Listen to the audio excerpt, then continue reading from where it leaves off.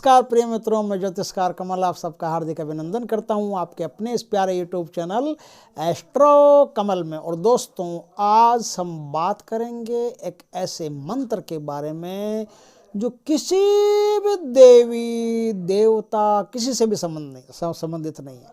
न यक्ष से संबंधित है, न भूत से, न प्रेत से, न देवी से, न देवता से, किसी से भी संबंधित नहीं है। लेकिन मंत्र इतना शक्तिशाली है कि उस मंत्र का जाप यदि आप करते चले जाते हैं तो इस दुनिया में कोई शक्ति ऐसी नहीं है जिससे आप संबंधित नहीं हो सकते। और सारी की सारी शक्तियाँ जो शक्तियाँ मानी जाती है, वो सारी की सारी शक्तियाँ आपसे आबद्ध हो जाती है, जुड़ जाती है, संपर्क कर लेती है और आप को उन शक्तियों का आभास होने लगता है, सारी शक्तियों का, जितनी शक्तियाँ। लेकिन ये साधना जो है ना, वो जल्दबाजी की साधना नहीं है, जैसे आज साधना की सुबह सफलता मिल जाए, ऐसी साधना नहीं है। ये साधना बहुत उच्च कोटि की साधना है और ये साधना मनुष्य के रोम रोम, अणु अणु, कुंडलिनी शक्ति को शुरू से लेकर के ब्रह्मरंध्र तक, मूलाधार से लेकर के ब्रह्मरंध्र तक ये साधना चलती जाती है और हर एक केंद्र पर इसकी वीणाएं बजना शुरू हो जाती है। हर केंद्र को खोलती ऊपर तक चली जाती है। तो इसमें मणिपुर, एक स्वादिष्टान, मूलाधार, सब चक्र खुल जाते हैं। आज्ञा चक्र से लेकर के ब्रह्मरंध्र तक सारे चक्र इसमें खुल जाते हैं, क्योंकि इसमें विधियां ही ऐसी है कि यदि नियम पूर्वक, ध्यान पूर्वक इस साधना को किया जाए तो ये ध्यान मेडिटेशन के भीतर ही करने की साधना है, ध्यान में ही करने की साधना है। और ये आपके चैतन्य को पूर्ण रूप से जागृत कर देती है और आप एक सामान्य पुरुष से महामानव की यात्रा के लिए प्रस्थान कर जाते हो। आपके भीतर एक ऐसा व्यक्तित्व पैदा हो जाता है जो बड़ा ही सशक्त है और वो आखिर में परम शांति को उपलब्ध हो जाता है, परमात्मा को उपलब्ध हो जाता है। जब ये साधना आप करोगे तो इस साधना के दौरान क्या होगा, पहले तो कुछ नहीं होगा। मैं अब पहले ही आपको बता देता हूँ कि आप जब महीना भर साधना करोगे, 2 महीना करोगे, कुछ नहीं होगा। लेकिन जैसे ही जो आज मैं मंत्र बताऊं, वो मंत्र आपकी अवचेतना पकड़ लेगी और वो मंत्र 2400 घंटे आपके भीतर चलना शुरू हो जाएगा, तब आपकी साधना शुरू होती है। ये कोई संकल्प की साधना नहीं है, ये बिना संकल्प की साधना है, निर्विकल्प साधना है। तो ये साधना अपने आप शुरू होती है और अपने आप शुरू होती है तो आपके सूक्ष्म शरीर के पास, आत्मा के पास बड़ी शक्तियाँ पैदा होना शुरू हो जाती है। आप जब इस साधना को करोगे तब आप देखोगे कि धीरे धीरे आप में ऐसी शक्ति पैदा हो गई कि आप जिसे याद करते हैं वो आपके पास आ जाता है, जिसे बुलाते हैं वो आपके पास तुरंत आ जाता है। चाहे 20 साल पुराना भी आपका मित्र हो, याद करोगे तुरंत आ जाएगा। आपका कोई दुश्मन हो, उसके सामने खड़े हो गए तो उसकी आंखों में आंखें डाल लिया तो आपका दुश्मन चुप हो जाएगा, कुछ बोल ही नहीं पाता, उसे कुछ सूझेगा ही नहीं क्या बोलूं, वो तो मित्र बन जाएगा। जो भी आपके सामने खड़ा होगा वो आपके अनुसार चलना शुरू हो जाएगा। आपके कोई भी कार्य, काम काज हो, आप बस निकलो, आपके काम बनते चले जाएंगे। आप भी ऐसे ही करोगे कि यार ऐसा कैसे हो सकता है, ये सब हो कैसे रहा है। ऐसी ऐसी शक्तियां पहले पैदा होगी, लेकिन ये तो प्राथमिक चरण है। आगे जैसे जैसे आप जाओगे ना, तो अब आपको अशरीरी शक्तियों का मुलाकात होगी, अशरीरी शक्तियों से मुलाकात होगी, उनका दीदार होगा, उनका सामना होगा और फिर अशरीरी शक्तियां आपसे जुड़ती चली जाएगी। तो जितनी शक्तियां इस संसार के अंदर, भूत प्रेत पिशाच से लेकर के ब्रह्म राक्षस से लेकर के देवी देवता तक, इंद्र देवता तक, सब की शक्तियां आप में आना शुरू हो जाएगी। और आखिर में जब किसी भी शक्ति को आप नहीं छुओगे, जो भी आपके अंदर शक्तियां पैदा होती है, सिद्धियां पैदा होती है, अणिमा महिमा, जितनी भी सिद्धियां आपके अंदर पैदा होती है, 8 में से कोई भी, तो किसी भी सिद्धि को जब आप नहीं छूते हो, टच ही नहीं करते, हाँ पढ़िए ठीक है भाई, किसी शहर जाते हैं, बीच में बहुत सारे गाँव भी आते हैं, थोड़ी उतर जाते हैं। तो उसी प्रकार से आप अनंत की यात्रा पर निकले हो, बीच में सिद्धियां आएगी, थोड़ी रुक जाओगे। अगर रुक गए तो बस वहीं काम खत्म आपका। वो सिद्धि जो आपने दिल में उतार ली, अरे यार मेरे पास ये सिद्धि है, ये सोचते ही सिद्धि आपके भीतर चली जाएगी और फिर सिद्धि आप पर कब्जा कर लेगी। फिर उस सिद्धि से तो आप जिंदगी में काम कर सकते हो, लेकिन उस सिद्धि से फिर आगे नहीं बढ़ सकते आप। तो इस प्रकार से आपको आगे बढ़ना है, ब्रह्मरंध्र में पहुंचना है, परमात्मा की दुनिया में प्रवेश करना है, समाधि में जाना है और निर्विकल्प निर्बीज समाधि में जाना है।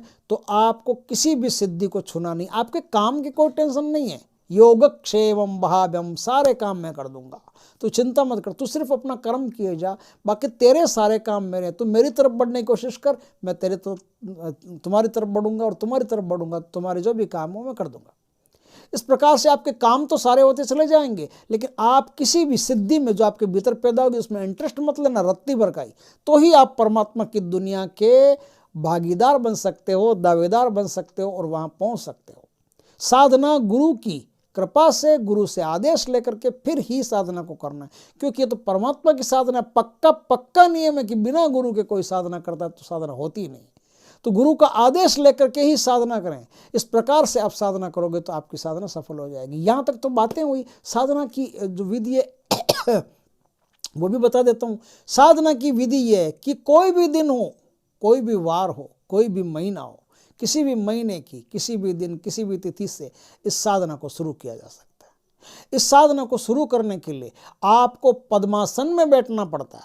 पद्मासन में बैठ करके ब्रह्म अंजलि मुद्रा, ब्रह्म अंजलि मुद्रा के बाद में खेचरी मुद्रा, खेचरी मुद्रा के बाद में अश्विनी मुद्रा, अश्विनी मुद्रा के बाद में व्रजोली मुद्रा, इस प्रकार की मुद्राएं लगानी पड़ती है। और रोज आपको गणेश क्रिया करनी पड़ती है। ये सारी विधियां ये आपको सीखनी पड़ेगी, ये सब चीज़ें आपको सीखनी पड़ेगी।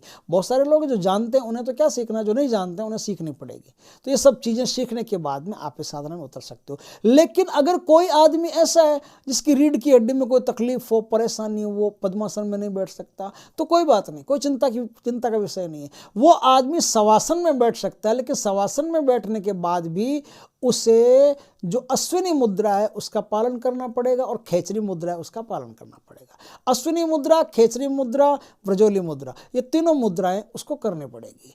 और जब आप शवासन में बैठ कर लेट करके साधना करते हो तो आपकी दोनों हथेलियां ये ऊपर की तरफ रहेगी, आप लेट रहे हो, हथेलियां आसमान की तरफ रहेगी। इस बात का पूरा ध्यान रखें। इस साधना में हथेलियां आपकी आसमान की तरफ रहेगी। तो आप किसी भी प्रकार से इस साधना को कर सकते हो। महीने 2 महीने की साधना नहीं है, ये 4 महीने, 6 महीने, 12 महीने करते चले जाओगे, करते चले जाओगे, करते चले जाओगे तो शक्तियाँ आपके भीतर बनती चली जाएगी, बनती चली जाएगी, बनती चली जाएगी और आपके काम अपने आप होते चले जाएंगे। सब कुछ आपके मुताबिक अपने आप होने लगेगा। लेकिन इस साधना की कुछ सावधानी है, वो समझ ले। ये साधना करने वाले व्यक्ति को क्रोध से पूरी तरह से बचना चाहिए, क्योंकि क्रोध में क्या होता है कि आदमी के अंदर शक्तियां पैदा होती है। वो उन शक्तियां जब भीतर पैदा होती है तो भीतर एक शक्ति है, उसके द्वारा यदि आदमी ऐसे जोश में किसी को कोई बुरा कह दे तो उसका तुरंत हो जाता है। फिर पछताता है कि यार मुझे ऐसा नहीं कहना चाहिए, तो पहले ही पछता लो, तो फिर ऐसी बात ही मत निकालो। तो क्रोध पर पूर्ण नियंत्रण रहना चाहिए, काम वासना पर पूर्ण नियंत्रण रहना चाहिए। उस आदमी को ब्रह्मचर्य का ज़्यादा से ज़्यादा पालन करना चाहिए, अधिकाधिक ब्रह्मचर्य का पालन करना चाहिए। और उस आदमी को जगत से जुड़े हुए रहना चाहिए। जगत से जुड़े हुए का मतलब है कि चींटी मिल गई तो उसको दाना डालो, कबूतर मिल गया तो उसको दाना डालो, चिड़िया मिल गई तो उसको दाना डालो, गाय मिल गई तो उसको रोटी दो।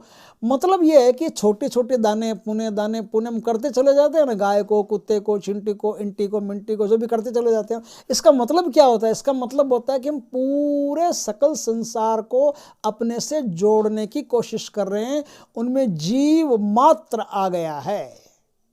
ममे वंशो जीवलोके जीवभूत सनातन है। सब में परमात्मा का वास है और मैं सारे जीवों से जुड़ने की कोशिश कर रहा हूं। आपकी आत्मा सारे जीवों पर चली जाती है और चली जाती है तो आप पूरी प्रकृति से जुड़ जाते हो। जैसे ही आप प्रकृति से जुड़ोगे, प्राकृतिक पुरुष बन जाओगे, वैसे ही प्रकृति आपको अपनी गोद में अपने से ऊंचा उठा लेगी।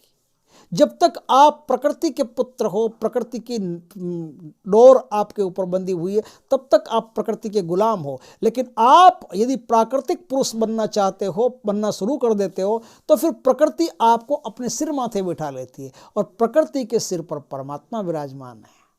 सबके ऊपर कहते हैं ना परमात्मा का वास है, तो प्रकृति के ऊपर परमात्मा का वास है। तो इस अवस्था में जाने के बाद आपको परमात्मा की प्राप्ति हो जाती है। आपको कुछ अन्यत्र किसी माला जप कुछ करने की आवश्यकता ही नहीं है। बस इसमें एक ही बात है कि एक कोई इष्ट देवता हो आपके, उन इष्ट देवता के अलावा अन्य किसी भी देवी देवता, मंदिर संदिर, टोना टोटका, तंत्र मंत्र, जादू मंत्र, सबको तिलांजलि देनी पड़ेगी। मतलब एकोहम द्वितीयो नास्ति, एक ही देवता, दूसरा देवता नहीं।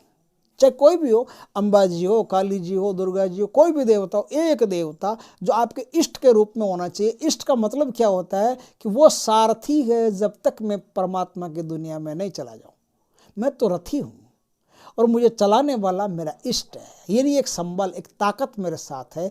वो ताकत मैं जब साधना कर रहा हूँ तो मेरी सुरक्षा उस साधना की अवस्था में वो ताकत करेगी। क्योंकि क्या होता है, जब आप इस साधना को करते हो ना, इस साधना को करते हो तो आपका सूक्ष्म शरीर जो होता है वो पूरा का पूरा ही आत्मा की दुनिया में चला जाता है, पूरा का पूरा। क्योंकि ऐसी अवस्था आती है, पहले तो नहीं जाता, लेकिन 4 महीने 6 महीने करोगे तो आपको आभास होगा इसमें बड़ा अच्छा कि आपका सूक्ष्म शरीर आत्मा की दुनिया में चला जाता है। तो जो स्थूल शरीर और आत्मा के बीच में जो सूक्ष्म शरीर आत्मा से चिपक गया, जो डिस्टेंस पैदा होती है, उस डिस्टेंस में प्रेतात्माएं आकर के बैठ जाती है।